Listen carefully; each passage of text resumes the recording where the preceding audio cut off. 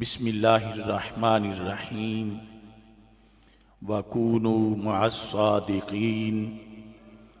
صدق اللہ العظیم وصدق رسولہ النبی الکریم الامین ان اللہ وملائکتہ یصلون علی النبی یا ایہا الذین آمنوا صلوا علیہ وسلموا تسلیما الصلاة والسلام علیک یا سیدی یا رسول اللہ وعلی آلک واصحابک یا سیدی یا حبیب اللہ مولا صلی وسلم دائما ابدا علی حبیبک خیر الخلق کلہم۔ خدایا بحق بنی فاطمہ کہ برقول ایماں کنی خاتمہ، اگر دعوتم رد کنی ور قبول، منو دستو دامان آل رسول صلی اللہ علیہ وسلم۔ بحمد اللہ ملا حق سے عقیدہ اہل سنت کا، بحمد اللہ ملا حق سے عقیدہ اہل سنت کا، پڑھا ہے قدسیوں نے بھی قصیدہ اہل سنت کا، زمیں ہے اہل سنت کی زمانہ اہل سنت کا، بنایا رب نے جنت میں ٹھکانہ اہل سنت کا، کسی کی ایڈ کی جانب نہیں اٹھتی نظر اپنی، خدا نے بھر دیا اتنا خزانہ اہل سنت کا، زبان مصطفیٰ سے یہ ملا ہم کو لقب واضح، عطائے مصطفیٰ ہے آب و دانہ اہل سنت کا، اٹھو منزل ملے گی تو مزے کی نیند سو لیں گے، کرو اب کام تھوڑا سا روزانہ اہل سنت کا، سنو فکر رضا میں ہی بقا ہے آج بھی اپنی، کوئی تجھ کو نہ بھٹکائے بیگانہ اہل سنت کا۔ اللہ تبارک و تعالی جل جلالہ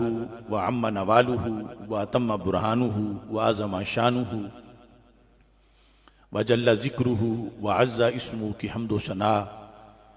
اور حضور سرور کائنات مفخر موجودات زینت بزم کائنات دستگیر جہاں غم گسار زمان سید سروراں حامی بے کساں قائد المرسلین خاتم النبیین احمد مجتبی جناب محمد مصطفیٰ صلی اللہ علیہ وعلا آلہ واصحابہ وبارک وسلم کے دربار گوہربار میں ہدیہ درود و سلام عرض کرنے کے بعد السلام علیکم ورحمۃ اللہ وبرکاتہ۔ رب ذوالجلال کے فضل اور توفیق سے چکوال کی سرزمین پر ہم سب کو عظیم الشان سنی اجتماع میں شرکت کی سعادت حاصل ہو رہی ہے۔ فاضل محتشم حضرت مولانا محمد عامر جاوید صاحب رضوی زید شرفہ امیر تحریک صراط مستقیم ضلع چکوال اور محتمم جامعہ انوار القرآن، آپ نے اپنے احباب سے مل کر بڑی عقیدت سے اس اجتماع کا انعقاد کیا ہے۔ اللہ تعالیٰ سب کی کاوش کو اپنے دربار میں قبول فرمائے۔ سٹیج پر علماء و مشائخ کا، سادات کرام کا ایک گلدستہ موجود ہے۔ پیر طریقت رہبر شریعت حضرت پیر سید محمد فاروق الاسلام شاہ صاحب سجادہ نشین آستانہ عالیہ چورا شریف رونق افروز ہیں۔ پیر طریقت شیخ الحدیث حضرت پیر مفتی محمد سید محمد لقمان شاہ صاحب زید شرفہ رونق افروز ہیں حضرت پیر سید محمد زبیر شاہ صاحب زید شرفہ رونق افروز ہیں، حضرت علامہ مفتی محمد مختار علی رضوی صاحب حافظہ اللہ تعالی تشریف فرما ہیں، کثیر تعداد میں مدرسین فضلاء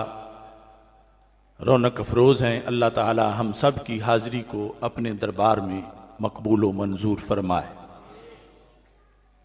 چونکہ وقت بہت ہی مختصر ہے، سنی اجتماع میں جو لفظ سنی ہے اس کے بارے میں مختصر گفتگو کرنا چاہتا ہوں۔ ہم مسلمان بھی ہیں اور ہم سنی بھی ہیں۔ یہود و نصارہ، ہندوؤں اور سکھوں کے مقابلے میں ہماری پہچان اسلام ہے، اور اسلام کی چھتری کے نیچے گھسے ہوئے 2 نمبر لوگوں کے مقابلے میں ہماری پہچان اہل سنت و جماعت ہے۔ جتنی عمر اسلام کی ہے اتنی عمر ہی اہل سنت کی ہے۔ کربلا کے میدان میں سید الشہداء حضرت سیدنا امام حسین رضی اللہ تعالی عنہ نے یہ حدیث شریف بیان کی، جو کہ الکامل کی 3 جلد میں موجود ہے۔ آپ نے وہاں خطاب فرماتے ہوئے ارشاد فرمایا، ان رسول اللہ صلی اللہ علیہ وسلم قال لی ولأخی، کہ اللہ کے رسول حضرت محمد مصطفیٰ صلی اللہ علیہ وسلم نے مجھے اور میرے بھائی جان سیدنا امام حسن رضی اللہ تعالی عنہ ہم دونوں کو فرمایا، یعنی ایک تو یہ ہے کہ حدیث کسی سے سن کے امام حسین رضی اللہ تعالیٰ عنہ روایت کریں، یہ خود جو زبان رسالت سے انہوں نے سنی، اور پھر آگے ایک ایسے میدان میں جہاں قیامت تک کے لیے حق و باطل کے درمیان فرق کیا جا رہا تھا اور درس کربلا کا اہم موقع تھا، اس میں آپ نے یہ حدیث اس انداز میں بیان کی کہ اللہ کے رسول علیہ السلام نے ہم دونوں بھائیوں کو فرمایا، انتما سیدا شباب اہل الجنہ وقرۃ عین اہل السنہ، کہ اے حسن و حسین رضی اللہ تعالی عنکما، تم دونوں جنتی جوانوں کے سردار ہو اور تم دونوں اہل سنت کی آنکھوں کی ٹھنڈک ہو۔ تو اس حدیث سے جو حضرت امام حسین رضی اللہ تعالی عنہ نے روایت کی، یہ پتہ چلا کہ یہ لفظ اہل سنت سب سے پہلے جس زبان سے نکلا ہے وہ زبان رسالت صلی اللہ علیہ وسلم، اور جن کے لیے نکلا ہے وہ حق پرست ہیں، اور وہی محب اہل بیت رضی اللہ تعالی عنہم ہیں۔ کیونکہ دعویٰ تو کوئی بھی کر سکتا ہے، فیصلہ تو اس پر ہے کہ اللہ کے رسول علیہ السلام نے ہاتھ کن لوگوں پہ رکھا اور کن لوگوں کو ان عظیم ہستیوں کا محب قرار دیا۔ تو رسول اکرم نور مجسم شفیع معظم صلی اللہ علیہ وسلم نے سنی کے لحاظ سے یہ فرمایا کہ قرۃ عین اہل السنہ، کہ اے حسنین کریمین تم اہل سنت کی آنکھوں کی ٹھنڈک ہو۔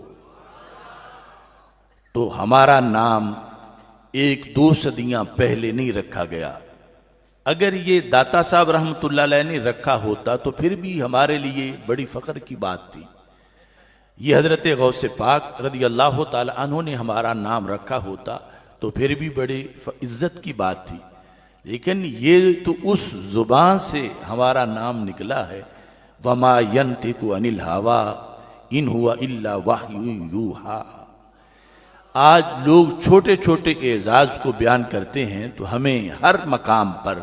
فخر سے بیان کرنا چاہیے کہ ہم وہ ہیں کہ ہمارا نام اللہ کے رسول صلی اللہ علیہ وسلم نے اہل سنت و جماعت رکھا ہے، اور پھر اس کی گواہ حضرت امام حسن اور حضرت امام حسین رضی اللہ تعالی عنہما ہیں۔ اور اس جامع نام کی شرائط ہیں، اس کے معتقدات ہیں، معتقدات، نظریات، جو 14 صدیوں کے اندر بڑے بڑے ائمہ اسی ٹائٹل کے تحت انہوں نے زندگی گزاری ہے۔ وہ بڑے براڈ مائنڈڈ تھے، وسیع النظر تھے، بڑے صاحب بصیرت تھے، لیکن جس وقت اسلام کے اندر دور صحابہ رضی اللہ تعالی عنہم کے وقت ہی کچھ دوسرے فرقے پیدا ہونے شروع ہو گئے، تو دوسروں سے امتیاز کے لیے حق پرستوں نے اپنے آپ کو اہل سنت کہنا شروع کر دیا۔ اس وقت سے لے کر آج تک اہل سنت، اہل جنت کا یہ ٹائٹل ہے، اور اس کو ہمارے اکابر نے اتنا ضروری سمجھا ہے، اتنا ضروری سمجھا ہے کہ کشف المحجوب شریف میں سیدنا داتا گنج بخش اجمیری رحمت اللہ علیہ، انہوں نے جو خاک پنجاب کو کلمہ پڑھایا، یا بر صغیر میں اسلام کی بہاریں آباد کی، تو بار بار کشف المحجوب شریف میں اہل حق کو اہل سنت سے تعبیر کیا۔ اور حضرت سیدنا مجدد الفسانی رحمہ اللہ تعالی، آپ مکتوبات شریف میں بار بار اپنے خلفاء کو، مریدین کو یہ حکم دیتے ہیں کہ سب سے پہلا کام یہ ہے کہ اپنا عقیدہ اہل سنت و جماعت کے علماء کی آراء کے مطابق رکھو، اور پھر عبادت کی طرف مصروف رہو۔ حضرت مجدد الفسانی رحمت اللہ علیہ اس سلسلے میں حضرت خواجہ عبید اللہ احرار رضی اللہ تعالی عنہ کا ایک قول ذکر کرتے ہیں۔ اب ہماری نگاہیں اور سر جھکے ہوئے ہیں حضرت مجدد الفسانی رحمت اللہ علیہ کی بارگاہ میں، اور عبید اللہ احرار وہ ہستی ہیں جن کو حضرت مجدد الفسانی رحمت اللہ علیہ بھی بطور ایک سند کے پیش کر رہے ہیں کہ وہ سید الطائفہ، عظیم ولی اور ولیوں کے سردار ہیں۔ تو حضرت خواجہ عبید اللہ احرار کا قول مکتوبات شریف کے اندر اس طرح انہوں نے نقل کیا کہ حضرت خواجہ فرماتے تھے، اگر جمی احوال و مواجید را برما جمع کنند و حقیقت مارا باقیدہ اہل سنت متحلہ نہ سازند جز خرابی ہیچ نمی دانم، کہ اگر لوگ میری کرامتیں بیان کریں، میرا تصوف بیان کریں، میری طریقت، میرا سلوک اور طریقت میں میرے مقامات بیان کریں، میرے فضائل اور خوبیاں بیان کریں، مگر میرا سنی ہونا بیان نہ کریں، باقی سب کچھ بیان کریں، تو کہتے ہیں جز خرابی ہیچ نمی دانم، میں سمجھوں گا کہ سوائے خرابی کی کچھ نہیں ہوا۔ انہوں نے مجھے غوث کتب تو کہا مگر سنی نہیں کہا، تو اس سے میری پہچان نہیں ہوئی، اس سے میرا تعارف نہیں ہوا۔ وہ اگر جمی خرابی ہارا برما جمع کنند و حقیقت مارا باقید اہل سنت متحلہ سازند باقی ندارم، کہتے ہیں اگر خدا نخواستہ یہ میرے بارے میں یوں کہیں کہ ہر خرابی کی نسبت میری طرف کریں، اگرچہ مجھ میں وہ خرابی نہیں، ہر عیب میری طرف منسوب کریں، مجھے چور کہیں، ڈاکو کہیں، معاذ اللہ اس طرح کے لفظ سارے میری طرف منسوب کر دیں کہ عبید اللہ احرار میں یہ بھی عیب ہے، یہ بھی عیب ہے، یہ بھی عیب ہے، حالانکہ نہیں، کہتے ہیں لیکن آخر میں اتنا کہہ دیں کہ عبید اللہ احرار سنی پکا ہے، تو کہتے ہیں میں سمجھوں گا میرے تعارف کا حق ادا ہو گیا ہے۔ اتنی بڑی بڑی ہستیوں کا جب اہل سنت کے بغیر گزارا نہیں تھا تو ہم جیسوں کا کیسے گزارا ہو سکتا؟ اور اتنی بڑی ہستیاں اور اتنے بڑے بڑے اولیاء یقینی جب انہوں نے اپنے آپ کو اور جنت کے سفر کی شناخت کو اہل سنت سے تعبیر کیا تو ہمیں اہل سنت بن کے اہل سنت رہ کے جینا چاہیے، اور جہاں ہم بیٹھے ہوں ہمارے اہل سنت ہونے کی خوشبو آنی چاہیے، یعنی جو کانا ہو وہ چھپے، اور جس کا عقیدہ صفہ کے ساتھ ملا ہوا ہے اور دار ارکم کے ساتھ ملا ہوا ہے اسے بتانا چاہیے کہ میں اہل سنت سے تعلق رکھتا ہوں۔ اور اللہ کا فضل ہے کہ جو عقیدہ رسول اکرم نور مجسم شفیع معظم صلی اللہ علیہ وسلم نے صحابہ کرام رضی اللہ تعالی عنہم اور اہل بیت اطہار رضی اللہ تعالی عنہم کو عطا کیا، آج بھی وہ عقیدہ اہل سنت کے سینوں کے اندر موجود ہے۔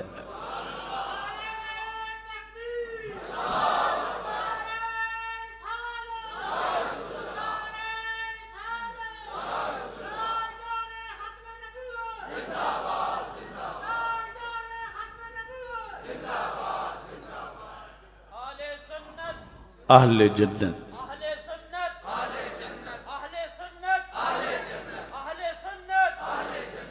صحیح مسلم شریف کے مقدمہ کے اندر ہے کہ ابھی دور صحابہ تھا اور امام ابن سیرین جو تابعین میں بہت بڑے امام ہیں وہ بیان کرتے ہیں کہ پہلے تو یہ ہوتا تھا کہ جب اعلان ہوتا تھا کہ فلاں حضرت صاحب آئے ہوئے ہیں، آؤ ان کا واز سنو، تو ہم سارے اکٹھے ہو جاتے تھے اور جو وہ فرماتے تھے لکھنا شروع کر دیتے تھے۔ جب وہ کہتے تھے قال رسول اللہ صلی اللہ علیہ وسلم تو ہم فوراً شوق سے لکھنا شروع کر دیتے تھے۔ کہتے ہیں اب وہ پہلی پالیسی بدل گئی، اب سے مراد یہ 15ویں صدی نہیں، امام ابن سیرین کا زمانہ، یعنی جو تابعی ہیں،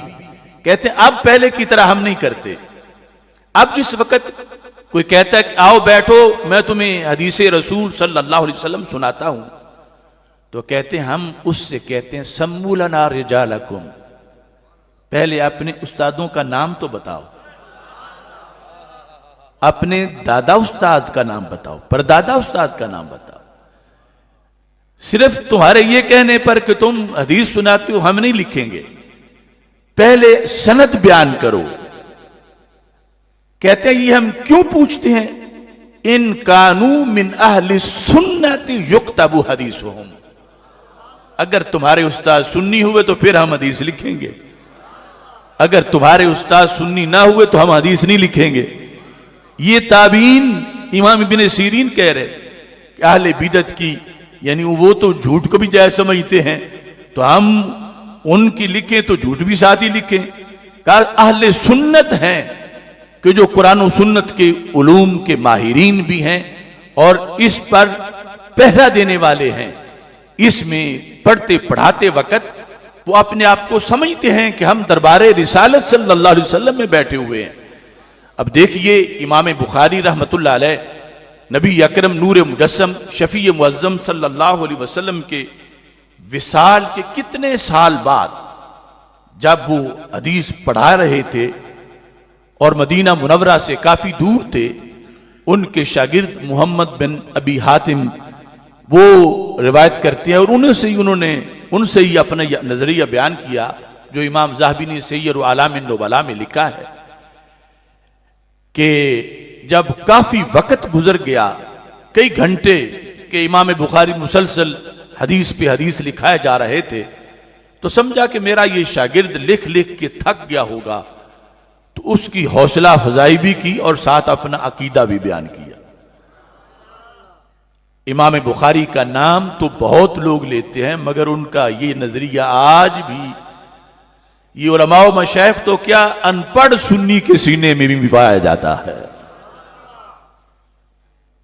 کہنے لگے طب نفسا محمد بن ابی حاتم خوش رہو، کتنے خوش نصیب ہو، ان اہل الملاہی فی ملاہیہم والتجار فی تجاراتہم واہل الصناعات فی صناعاتہم انت مع النبی و اصحابہ صلی اللہ علیہ وسلم، کہ تم خوش رہو، کتنے خوش نصیب ہو، لہو و لعب والے گپیں لگا رہے ہیں، صنعت کار صنعتوں میں مصروف ہیں، تاجر تجارت کر رہے ہیں، اور تم کون ہو؟ فرمایا تم صحابہ کی جماعت میں بیٹھ کے اللہ کے رسول علیہ السلام کے دربار میں حاضر ہو۔ یعنی رسول اکرم نور مجسم شفیع معظم صلی اللہ علیہ وسلم کے بارے میں یہ نظریہ رکھنا کہ ہماری محفل سرکار کی خدمت میں موجود ہے، حاضر ہے، سرکار نظر کرم فرما رہے ہیں، یہ آج نہیں، یہ امام بخاری کے وقت سے نظریہ چلا آ رہا ہے، اور یہ صداقت کی دلیل ہے کہ دوسری طرف کا کوئی شیخ الحدیث ہو، جو بھی ہو، اس سے پوچھو تو وہ یہ نظریہ نہیں بتا سکتا، لیکن سنی چارہ کاٹنے والا بھی ہو تو پھر بھی اس کے دل میں یہ نظریہ اللہ کے فضل سے آج بھی موجود ہے۔ فرق کے لیے ایک حدیث آپ کے سامنے پیش کر رہا ہوں۔ نبی اکرم نور مجسم شفیع معظم صلی اللہ علیہ وسلم نے حضرت مولا علی رضی اللہ تعالی عنہ کو فرمایا، جو 20 ماخذ میں موجود ہے، فرمایا یا علی ان فیک مثلا من عیسیٰ علیہ السلام، اے علی رضی اللہ تعالی عنہ کا، آپ کے اندر حضرت عیسیٰ علیہ السلام والی ایک جھلک موجود ہے۔ یعنی آپ کی شانوں میں سے ایک شان یہ ہے کہ آپ کے اندر حضرت عیسیٰ علیہ السلام والا ایک وصف موجود ہے، جس کی وجہ سے حضرت عیسیٰ علیہ السلام کے بارے میں بھی لوگوں کا امتحان ہوا اور کئی گروہ بن گئے، اور حق پر ایک تھا، تو آپ کے بارے میں بھی کئی گروہ بنیں گے اور حق پر ایک ہوگا۔ پھر حضرت علی رضی اللہ تعالی عنہ نے خود بھی اس کو اپنی طرف سے بھی روایت کی، یہلک فی اسنان، میرے بارے میں 2 قسم کے لوگ، 2 طبقے ہلاک ہو جائیں گے۔ تو حضرت عیسیٰ علیہ السلام کے بارے میں رسول پاک صلی اللہ علیہ وسلم نے فرمایا کہ ان کے اندر جو وصف تھا اس کے لحاظ سے یہ ہے کہ احبتہ النصارى وابغضتہ الیہود، کہ حضرت عیسیٰ علیہ السلام سے نصارہ نے پیار کیا، لیکن پیار کرتے ہوئے شریعت سے نہ پوچھا۔ انہوں نے کہا ہم نے پیار کرنا، ہمیں کون روک سکتا ہے؟ ہم پیار میں کسی کے فتوے اور کسی کی طرف سے رکاوٹ اور حد کو نہیں مانیں گے، جتنا ہم نے چاہا ہم پیار کریں گے۔ احبتہ النصارى، انہوں نے پیار کیا اور پیار میں شریعت کی حدیں پھلانگ گئے، اور حضرت عیسیٰ علیہ السلام کو اللہ کا بیٹا کہنا شروع کر دیا، معاذ اللہ۔ روکنے سے رکتے نہیں تھے، جو روکتا تھا کہتے تھے اس کے دل میں کوئی جلن ہے حضرت عیسیٰ علیہ السلام سے، ورنہ یہ کیوں روکتا، ہم نے تو پیار کرنا ہے۔ سرکار فرماتے ہیں وہ محبت کی بنیاد پر جہنم میں چلے گئے۔ اور دوسرا دھڑا تھا بغض والا، ابغضتہ الیہود، یہود نے حضرت عیسیٰ علیہ السلام سے بغض کیا، معاذ اللہ ان کی سچی شانیں ماننے سے بھی انکار کر دیا۔ حتی باہتو امہ، یہاں تک کہ پاک مریم سیدہ رضی اللہ تعالی عنہا وعلیہ السلام ان پر الزام لگا دیا۔ حضرت عیسیٰ علیہ السلام کے بغض میں ان کی پاک امی جان پر الزام لگا دیا۔ تو رسول پاک صلی اللہ علیہ وسلم نے فرمایا ایک دھڑا بغض کی بنیاد پہ جہنمی بنا، اور ایک دھڑا غیر شرعی پیار کی بنیاد پہ جہنمی بنا،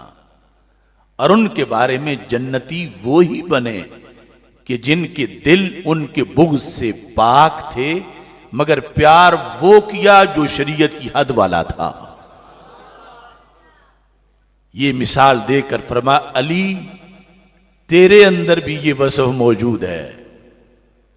یعنی ایک طرف تمہارے لیے تمہاری حیثیت سے بھی 3 دھڑے بنیں گے، یہ حدیث ہے، اور صراط مستقیم ہے۔ ہمارے ہاں اس وقت یہ سمجھا جاتا ہے کہ ایک پارٹی محبت والی ہے اور دوسری بغض والی ہے، بغض والے جہنمی ہیں اور محبت والے سارے جنتی ہیں، جبکہ حدیث کہتی ہے محبت والوں کی پھر 2 پارٹیاں ہیں، ایک وہ جو محبت غیر شرعی والے ہیں، دوسرے وہ جو محبت شرعی والے ہیں۔ یہ فرق کرنا بڑا ضروری ہے۔ بغض علی رضی اللہ تعالی عنہ والا پکا جہنمی ہے، جو حضرت مولا علی رضی اللہ تعالی عنہ سے بغض رکھے وہ جہنمی ہے۔ لیکن محبت کے لحاظ سے جو کہے کہ ہم نے تو علی علی کرنا ہے، قرآن ناراض ہوتا ہے تو ہو جائے، اللہ ناراض ہوتا ہے تو ہو جائے، ہم ان کو اللہ بھی کہیں گے معاذ اللہ، ہم ان کو رسولوں سے بھی بڑھائیں گے، ہم جو چاہیں گے کہیں گے، یہ ملا ان کے دلوں میں بغض ہے، مروڑ ہے، یہ اس لیے ہمیں روکتے ہیں۔ تو اب یہ محبت جو ہے، جو غیر شرعی محبت اور قرآن سے متصادم محبت ہے، جیسے بغض علی جہنم کا رستہ ہے، ایسے ہی یہ غیر شرعی محبت بھی جہنم کا رستہ ہے۔ یہ میرا فتویٰ نہیں، یہ خود مولا علی کا فتویٰ ہے، اور مولا علی رضی اللہ تعالیٰ عنہ نے حدیث رسول صلی اللہ علیہ وسلم سے اس کو اخذ کیا۔ اب پیچھے جنتی وہ ہیں کہ جن کے سینے بغض علی سے پاک ہیں، اور اللہ نے جتنی شانیں ان کو دی ہیں ساری مانتے ہیں، مگر شریعت کی حد کو پھلانگتے نہیں ہیں۔ شریعت نے جو حد رکھی ہے اس کے اندر رہتے ہیں۔ تو تمہیں مبارک ہو کر آج پوری دنیا میں دیکھو گے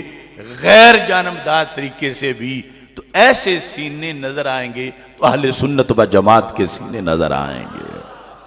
کہ جو نہ خارجی ہیں نہ رافضی ہیں، بلکہ اہل سنت و جماعت ہیں، کہ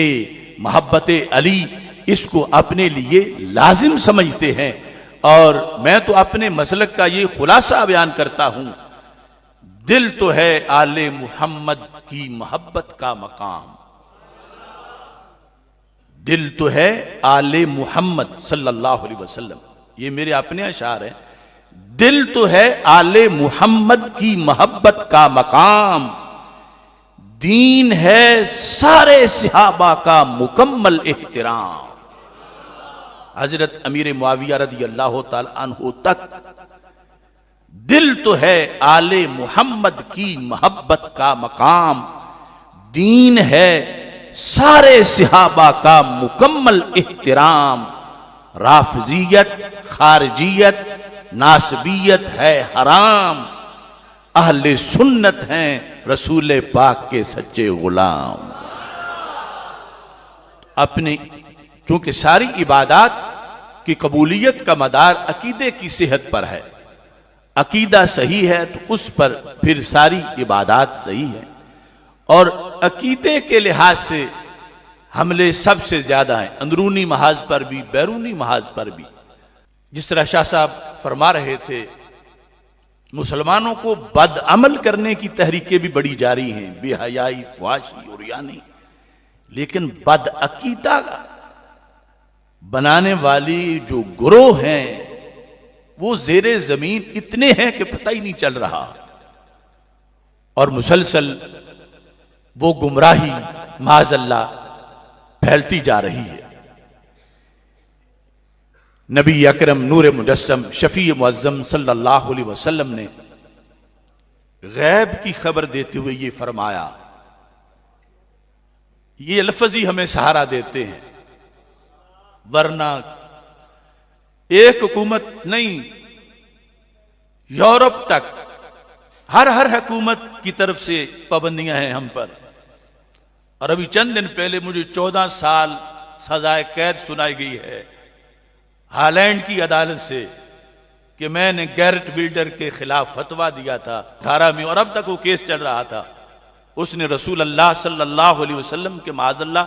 گستاخانہ خاکوں کی نمائش کا اعلان کیا تھا، تو ہم نے اس کے واجب القتل ہونے کا فتویٰ دیا تھا۔ تو اس کو اتنی اس پر درد ہے اس کو، وہ کہتا مجھے رات نیند نہیں آتی، یہ فتویٰ واپس لیں۔ تو ہم نے کہا کہ تم نے یہ اتنا بڑا جرم اس کا ارتکاب کیا، وہ خاک گستاخانہ بنا کے بسوں پہ لگائے، چوکوں پہ لگائے، پوری امت مسلمہ اس کی وجہ سے سینے زخمی ہوئے، تو یہ ہمارا ایمان ہے۔ تو اس لیے یہ حدیث میں آپ کے سامنے بھی پیش کر رہا ہوں۔ نبی اکرم نور مجسم شفیع معظم صلی اللہ علیہ وسلم نے فرمایا یحمل ھذا العلم من کل خلف عدولہ۔ جب رسول اکرم صلی اللہ علیہ وسلم کی علوم کی ندیاں روا تھیں اور صحابہ لمحہ لمحہ تازہ علم سن رہے تھے،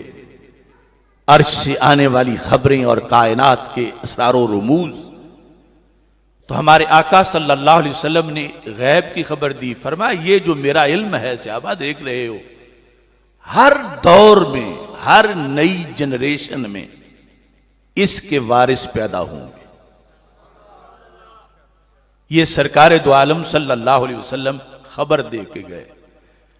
کروڑوں بار امریکہ جنم لے لے، اس دین کا رستہ نہیں روک سکتا۔ فرمایا یحمل ھذا العلم، یہ میرے علم کے حامل، اس کو پڑھنے والے، من کل خلف، ہر نئی جنریشن میں آئیں گے، مگر ساتھ شرط لگائی۔ فرمایا صرف پڑھنے والوں کی بات نہیں، ساتھ اہل سنت ہونے کی بھی بات ہے۔ عدولہ، عدول کا معنی اہل سنت ہونا، یعنی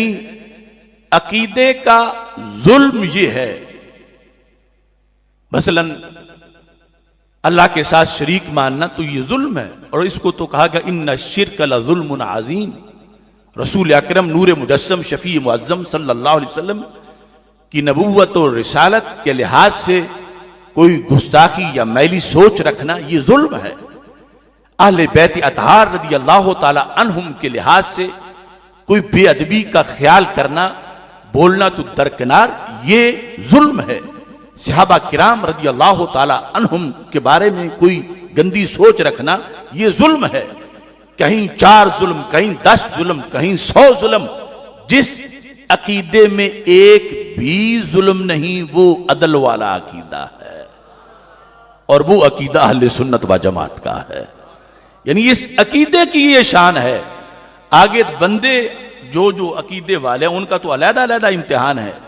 کہ کتنا عدل کر رہے ہیں، لیکن عقائد میں سے اہل سنت صرف وہ عقیدہ ہے کہ جس عقیدے کے اندر کوئی ظلم نہیں، نہ توحید کے لحاظ سے، نہ رسالت کے لحاظ سے، نہ اہل بیت اطہار کے لحاظ سے، نہ صحابہ کرام علیہم رضوان کے لحاظ سے، نہ قرآن کے لحاظ سے، نہ یوم آخرت کے لحاظ سے، نہ فرشتوں کے لحاظ سے۔ عدالت ہی عدالت ہے۔ تو میرے آقا علیہ السلام نے فرمایا ہر دور میں میری امت میں میرے دین کے علم کے حامل پیدا ہوں گے، جو عالم بھی ہوں گے اور عادل بھی ہوں گے، یعنی عقیدے میں اہل سنت ہوں گے۔ پھر کیا ہوگا؟ فرمایا جس وقت وہ یہ دونوں شرطیں پا لیں گے تو ان کی آزمائش شروع ہو جائے گی۔ فرمایا میرے وارث چپ سرکار بن کے نہیں بیٹھیں گے، ہر دور میں میرے علم کے وارث پیدا ہوں گے، جو ان میں بڑے منصب پر ہوگا وہ تو مجدد ہوگا،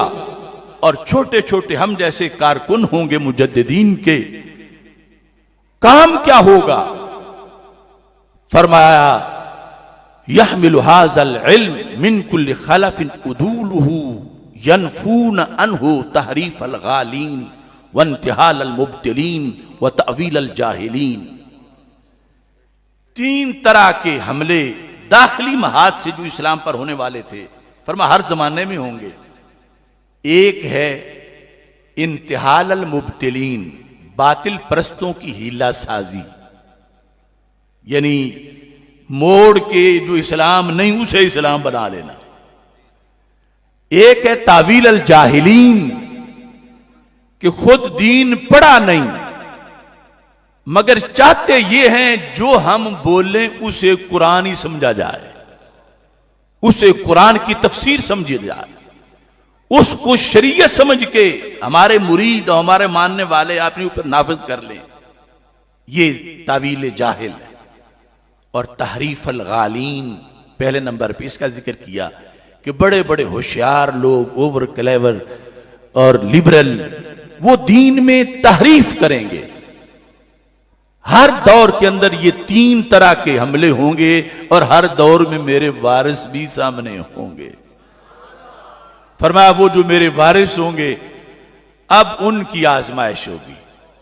کہ دین میں تعریف ہو رہی ہو اور وہ چپ سرکار بن کے بیٹھے رہیں کہ اگر تحریف والوں کے خلاف میں بولا تو میرے تو مرید گھٹ جائیں گے، ہاتھ چومنا لوگ چھوڑ دیں گے، میری تو تقریریں نہیں کرائیں گے، مجھے تو نذرانے نہیں ملیں گے، چونکہ وہ جو تعریف کرنے والے ہیں بڑے پاورفل ہیں، ان کے لونڈے ہیں، گوانچتے ہیں، گنڈے ہیں، وہ تو میرا جینا حرام کر دیں گے۔ تو جو چپ کر جائے گا پھر وہ وارث نہیں، اور اگر وارث ہے تو پھر اسے بولنا پڑے گا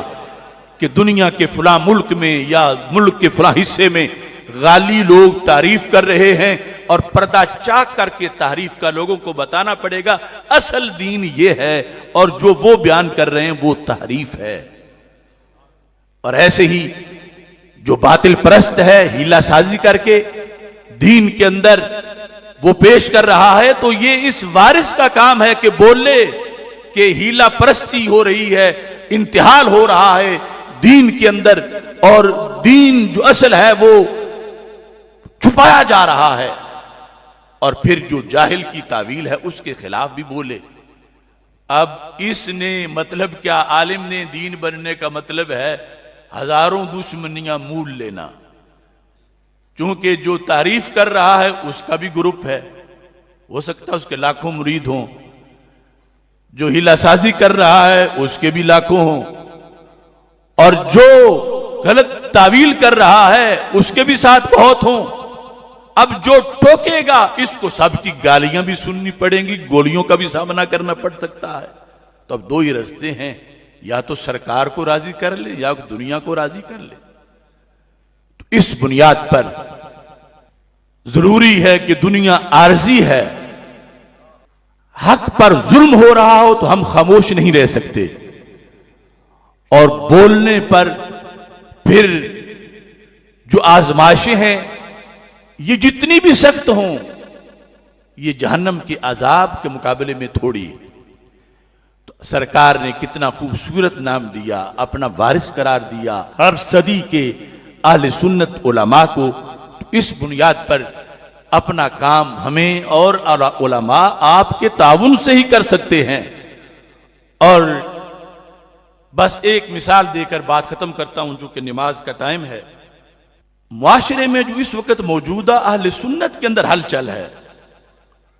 کوئی گستاخی یا اس طرح کا کوئی تصور بھی نہیں کیا جا سکتا۔ بات اصل میں یہ ہے کہ جب چور چوری کر رہا ہو، اور چور بھی ایسا ہو جس کو محلے والے حاجی سمجھتے ہوں، حاجی ثناء اللہ مثال کے طور پر، محلے والوں کا خیال بھی نہ ہو سکے کہ یہ بھی چوری کر سکتا ہے، لیکن حقیقت میں وہ چور ہو، وہ چوری کر رہا ہو اور کوئی بندہ بلب جلا دے اور وہ رنگے ہاتھوں پکڑا جائے، تو اب اس حاجی ثناء اللہ کے جو ماننے والے ہیں کیا بلب جلانے والے کو اچھا سمجھیں گے؟ وہ تو کہیں گے اس نے ہمارا کچھ نہیں چھوڑا، کہ بالکل رنگے ہاتھوں۔ چلو عام کوئی بدماش چوری کرتا پکڑتا تو وہ تو بدماش تھا، اس نے اتنے نیکوکار کو پکڑوا دیا۔ تو میرے بھائیوں، میرا جرم صرف بلب جلانے کا ہی ہے، اور وہ انشاءاللہ آخری سانس تک جلاتے رہیں گے کہ جین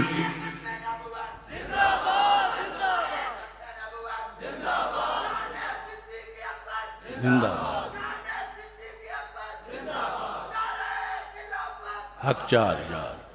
اللہ تبارک و تعالی ہم سب کو عمل کی توفیق عطا فرمائے، اور اس مرکز کو مزید عروج عطا فرمائے۔ وآخر دعوایا ان الحمد للہ رب العالمین.